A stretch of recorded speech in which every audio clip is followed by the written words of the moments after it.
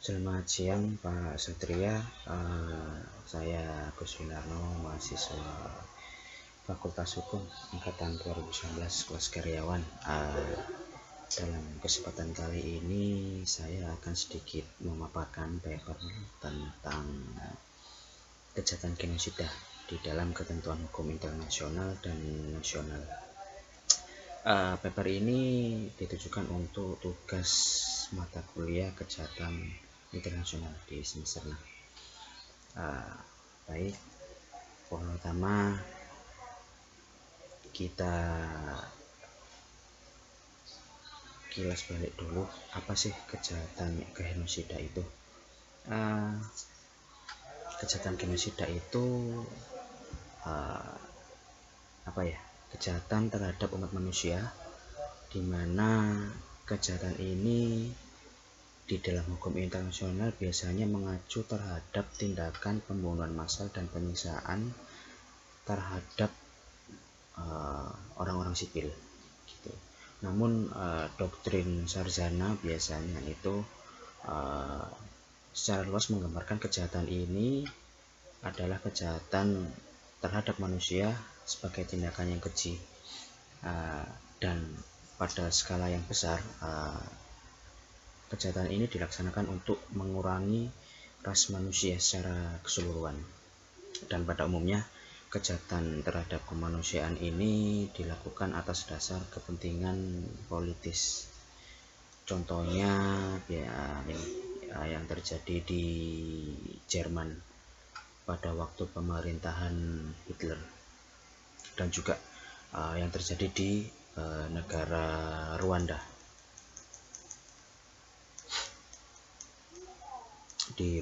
dan di Yugoslavia gitu.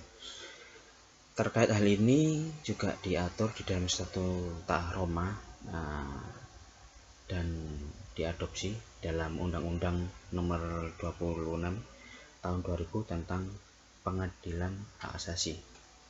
Itu.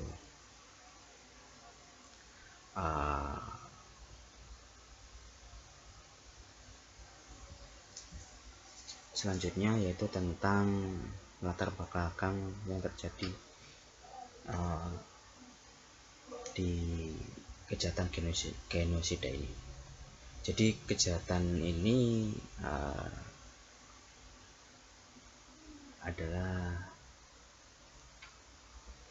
kejahatan internasional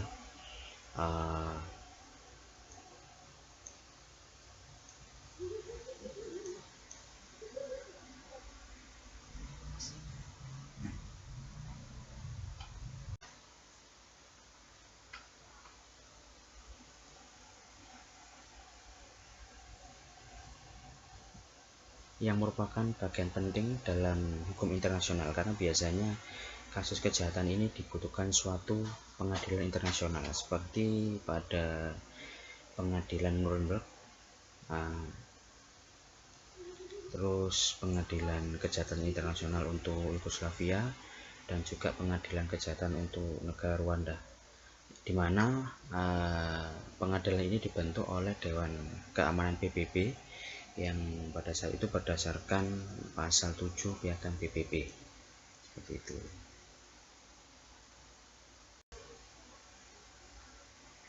Beberapa mantan kepala negara dan kepala pemerintahan yang telah diadili karena kejahatan ini yaitu Karl Donitz dari Jerman, mantan Perdana Menteri Hideki Tojo dari Jepang, dan ada juga mantan Presiden Liberia Charles Taylor.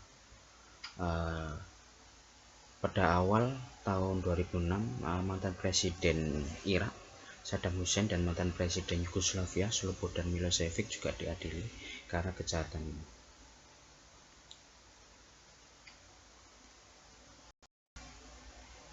Oke, kita lebih signifikan lagi pembahasannya.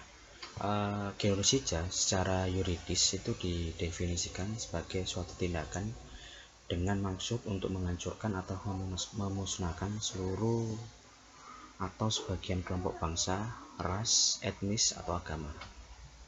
Definisi ini juga tertuang di dalam Konvensi tentang Pencegahan dan Penghukuman terhadap kejahatan genosida.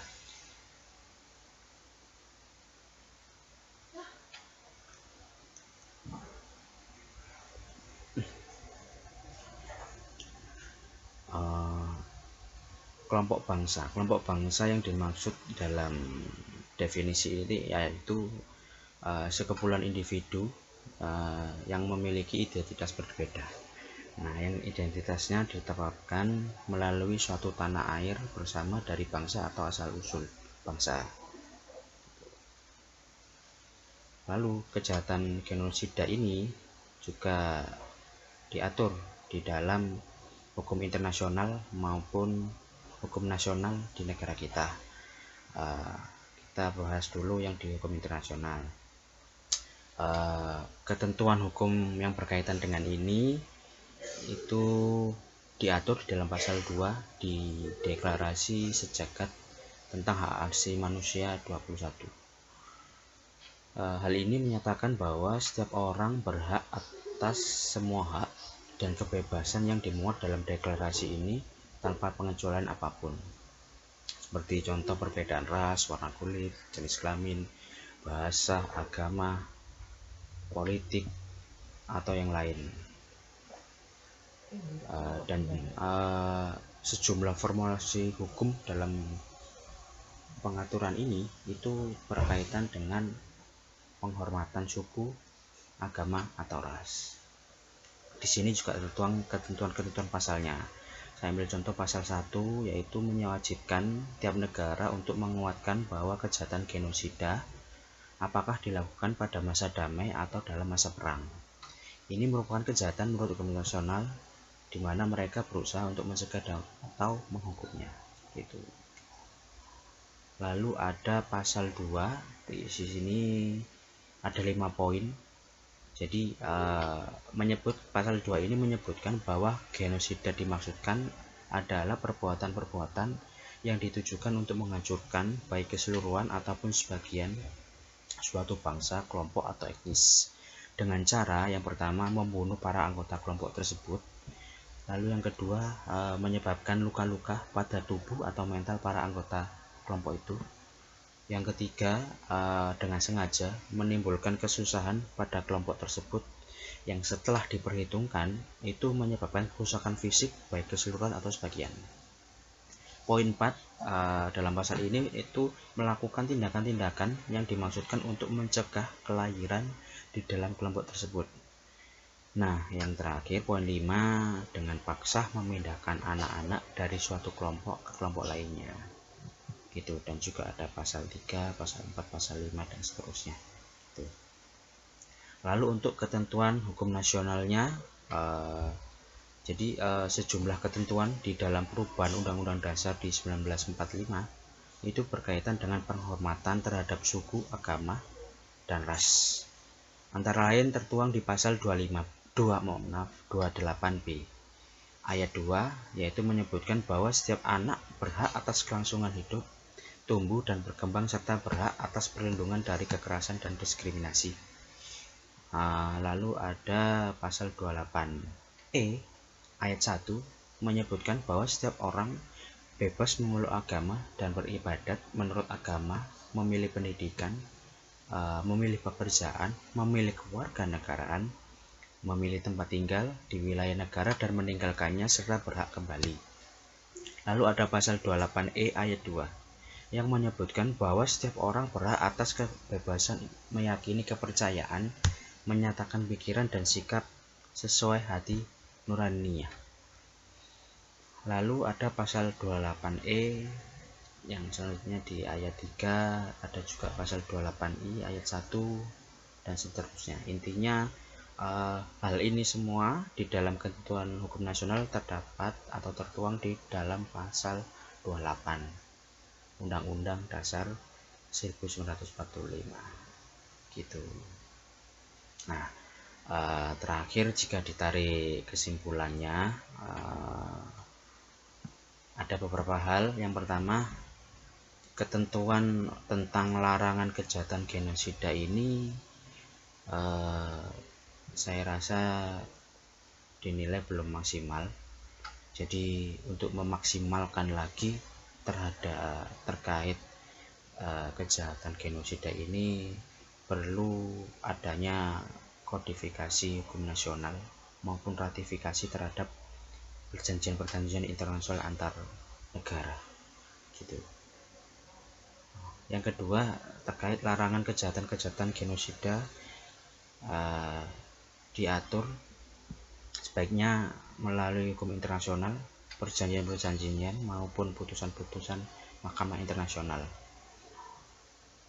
dan juga maupun di ketentuan hukum nasional juga harus mengacu kepada Undang-Undang Dasar dan juga adanya keputusan presiden mungkin yang langsung turun tangan. Lalu penindakan terhadap kejahatan genosida ini juga dapat dilalui melalui penegakan hukum, putusan-putusan pengadilan, termasuk juga kita juga harus mencontoh putusan-putusan Mahkamah Ad Hoc yang ada di Den Haag dan Mahkamah Ad Hoc Rwanda gitu. Lalu juga mengadakan kajian-kajian penelitian dan pendidikan terkait kejahatan genosida, lalu membuat kebijakan-kebijakan dari pemerintah untuk melindungi jumlah kelompok dengan latar belakang SARA. Dan juga kita harus melakukan serangkaian kerjasama mungkin terkait kejahatan genosida, baik kerjasama regional maupun internasional seperti itu. Saya rasa cukup sekian pemaparan terkait kejahatan genosida. Kurang lebihnya mohon maaf, mungkin ada pertanyaan bisa dilanjuti atau diskusinya di WA grup seperti itu. Terima kasih kesempatannya. Selamat siang Mbak Satria. Assalamualaikum warahmatullahi wabarakatuh.